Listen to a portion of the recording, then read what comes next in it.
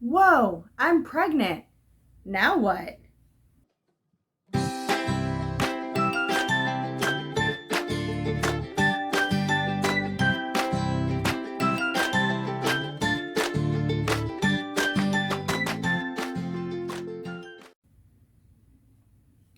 Hi, welcome to Child Boom.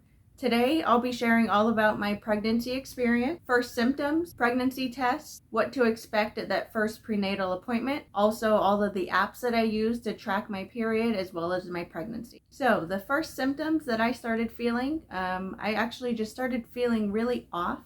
I called in sick to work that day, not knowing even that I was pregnant. I'm not even planning to test. I just honestly wanted a day to stay in bed, have no responsibilities, and just relax. I was expecting my period within a few days. Let me just take a pregnancy test and just see what the results are. Speaking of pregnancy tests, I did have a few different ones. I kind of like to stock up on the Dollar Tree tests. One, they're only $1. Most other tests go for like $8 to $10 for a pack of one or two. I didn't feel like that was necessary. I was testing a few months in a row, so I didn't really want to waste all of this money for the chance of it being a negative test. So I just went with the dollar store tests. I mean, they're cheap, they're easy. You pee into this cup.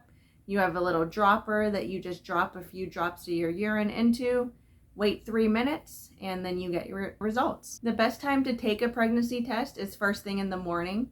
Your urine is the strongest. It hasn't been diluted by food or water. And also at least 5 days before your period, not sooner than that. And the longer that you can wait, the better the results are going to be. If you test too early, it is possible to have a false negative. Could get you discouraged if you're trying to get pregnant. So the longer you can wait closer to your period or even after your missed period, it's going to give you the best result. And once you get that positive test, next thing you're going to want to do is to make the appointment with your doctor. At the time, we were living in California and I had Kaiser insurance. So I got them on the phone and they asked me all of the questions and asked about my last period, about the symptoms I was feeling, if I had had a positive at-home pregnancy test. Based on my last period, I was about 4 weeks along at that point, which for them is too early to see someone in office. So they won't see you for your first prenatal visit until at least 6 weeks. Most hospitals even wait till 8 weeks or longer.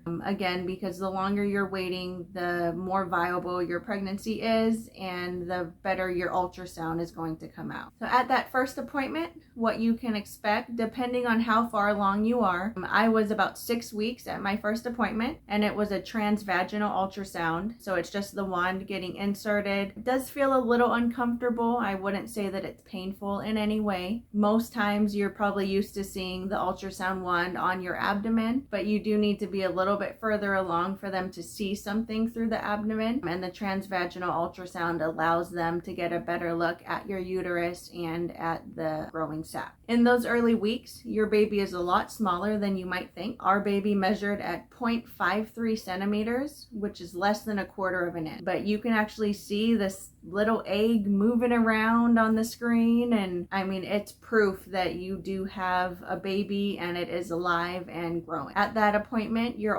also going to find out how far along you are and get your estimated due date. It turns out I was 6 weeks and 2 days at that appointment. So the way your due date is calculated is usually one of two ways. If you have a regular period cycle, you let your doctor know what the first date of your last period was, and they can calculate based on that. You also need to know your cycle length because that can affect what your due date is as well. If you're trying to calculate this on your own, there are a lot of apps that you can plug this information into that will help you, and I will be getting to that at the end of this video. But if you're trying to calculate your due date on your own without the use of an app, you're going to want to take the date of your last period minus 3 months and add 7 days, and that's going to give you approximately what your expected due date for your baby is. The other way is to go off of your conception date. So if you were trying to have a baby and you were keeping track of your intimate times and the times that you were having unprotected sex, then that's kind of a good way to backtrack and also find out your due date. I actually plugged all this information into a few different apps to try to get what my due date would be, and it aligned exactly with what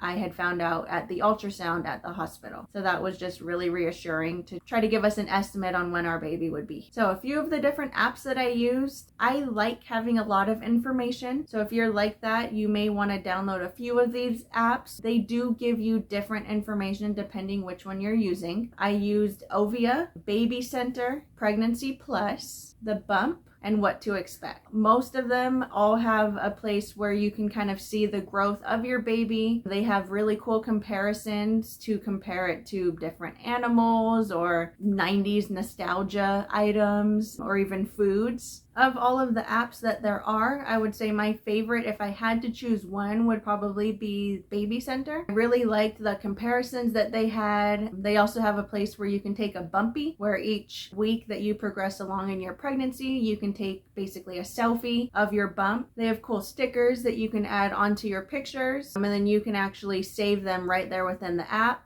or share them onto your Facebook or Instagram, just kind of as an update, or I like to call bump date. So that's all we had for you guys today. I would love to know what other content or ideas you guys would like to hear about, what questions you have. Please don't forget to like and subscribe to help out your fellow parents and soon to be parent, and we will see you next time. Thank you.